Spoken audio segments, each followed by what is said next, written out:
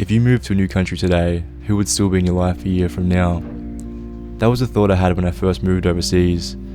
I knew that distance would naturally lead to fewer conversations, less time spent together, and in some cases, a gradual fading of connections. Not because we didn't care about each other, but because life moves forward.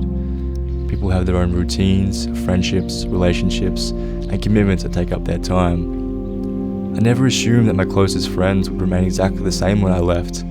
In fact, I kinda hoped they wouldn't. I wanted my friends to grow and evolve, just like I knew I would. But that didn't make it any easier to accept that some relationships might not survive the distance. At the same time, moving abroad opened the door to meeting new people, ones who would offer different perspectives and help me grow in ways I hadn't expected. And over time, I met a handful of people who I now consider lifelong friends.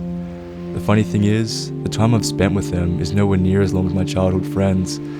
That doesn't mean I value them any less, but the truth is, making friends as an adult, especially in a foreign country, is hard. It takes effort, patience, and in some cases, a bit of luck.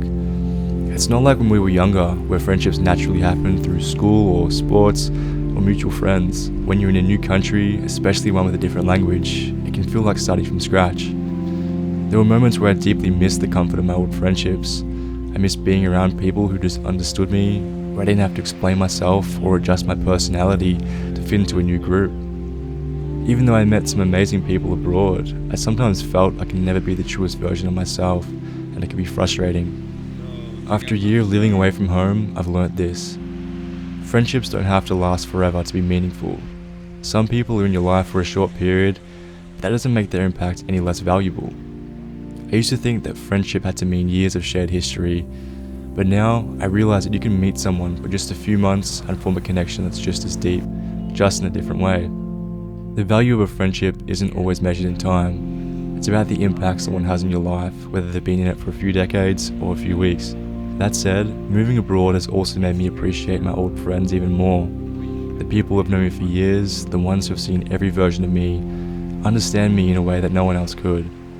Even if we don't talk every day or even every month, I know that when I return home, we'll pick up right where we left off, and that kind of connection is rare. Moving abroad forces you to reevaluate your friendships, not just the new ones you make, but the ones you left behind.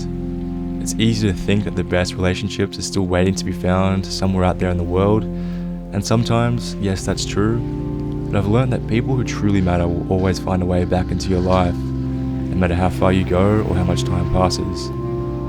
So if you are thinking about moving abroad, or maybe you already have, take the time to reflect on the friendships in your life.